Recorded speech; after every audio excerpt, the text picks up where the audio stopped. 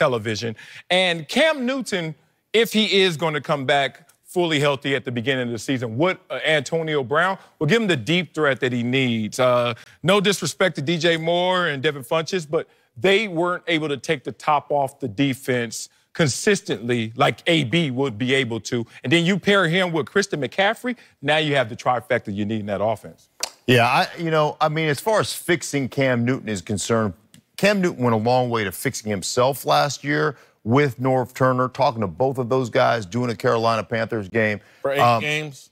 Well, for 8 games? For 8 games, but he had a shoulder surgery or shoulder issue where Dave Tepper, their owners, actually said, we might sit you for the 2019 season. That's how significant it was. He missed a throw. I called a game against Cleveland. I called 2 games. A game in Cleveland where he had somebody down the field wide open for a touchdown. He couldn't throw it more than 35 yards. Ended up getting picked off. Yeah. That's how bad his shoulder was last year. Now, understanding mechanically what he had to fix, understanding more of the anticipatory nature of football, and essentially understanding offense. One thing about Cam Newton, talent's wasted on talented people.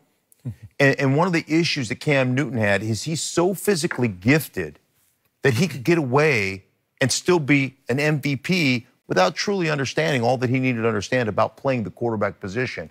And he has taken it upon himself to fix that aspect of his game. 67% completion percentage throughout the entirety of last season. I think he started 14 games, and he played half of those games completely injured where he couldn't practice during the week. So I don't think it's so much about fixing Cam Newton. I think Cam Newton's gone a long way to fixing some of his issues. And the biggest part of this, to be able to fix those things, you have to understand that you have an issue. And I think that's where Norv Turner came in and really changed the way Cam Newton thought about the game. Would Antonio Brown fit with what they're doing and the weapons they have? Shoot, Antonio Brown is a freak show. You know what needs to be fixed? And I'll tell you who can fix it. Ron Rivera can fix Antonio Brown because he's not going to put up with the baloney that Mike Tomlin put up with. And that's where that marriage would work in my mind. That's a great point. I just want, as someone who I think watched virtually all of Cam's games, because I love to watch Cam play, and he did. First 4, 5, 6 weeks of the season, I was on here. Right. MVP level. My God, Christian McCaffrey's been awesome. And adding Antonio Brown to that mix would be awesome. However, and again, maybe it was all because of the shoulder injury. The second half of the season, he was inaccurate quite too often.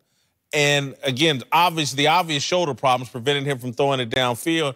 And look, I would pursue this in a heartbeat. This would be awesome for Cam. But there is some risk.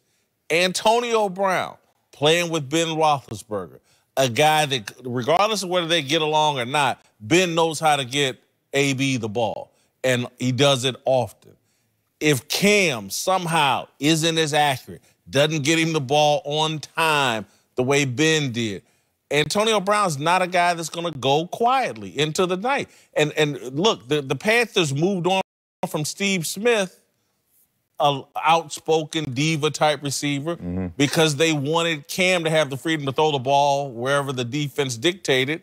And so, again, there could be some sparks here. You just never know. Well, there's a different level of cover and comfort when you talk about the Carolina Panthers. Over the years, their players have been able to have full expression on the field. You could talk about Cam Newton and all the issues that some fans have with him, but it was in effort of an organization that supported Cam Newton and let him have full expression. I think that's going to play well if AB's on that team, because there were times where now all of a sudden the owner mentality of your quarterback starts to creep into your locker room, and you have issue with that. I don't see Cam Newton and AB butting heads like that. Also, your ownership, who was a part of the ownership group with the Pittsburgh Steelers, can easily play on that human capital saying, hey, I was there. I saw the bad from their side, and I saw some of the things that you need to edit. But I'm here to take some of those hits with you. And then being down there in Carolina, that country, the way that they look at it is almost like a collegiate experience. Like, they rally for each other. And it's a little different, not on the island from the NFL, but certainly a little exempt from all the criticism. I will say this about Rivera, and that's really what it comes down to, is he holds his guys accountable. And, he was a player. I played against him. He was part of that Bears organization that had one of the great defenses we've ever seen.